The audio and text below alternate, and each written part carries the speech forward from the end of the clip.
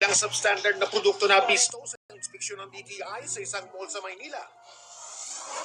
Mala stoplight na alert level system sa COVID-19, ipinanukala ng ilang eksperto at ang mga tiga-pribadong sektor. Paano kaya yan? Sa mahal na mga sangkap bilang panadero, humihirit na itaas hanggang 4 na piso ang kada piraso ng pandesal. Ang diskarte ng estudyante niyan para kumita ng extra sa kanilang mismong graduation. At ang pagbisita ng ilang cast ng inaabangang live action series na Voltes 5 Legacy sa Toy Convention 2022. Live mula sa GMA Network Center, ito ang 24 oras.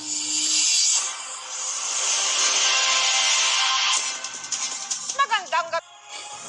Dalawang low pressure area na mataan sa loob at labas ng Philippine Area of Responsibility.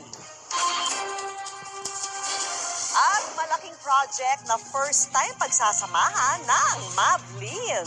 Tutukan lahat ng yan sa pagbabalik ng 24 oras.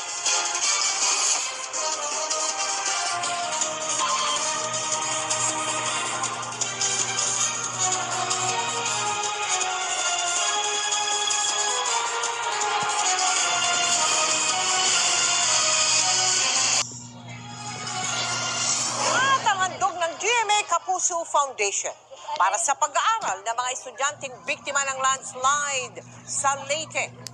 Yan at iba pang mga balita sa pagbabalik ng 24 oras. Miss Vicky. Thank you.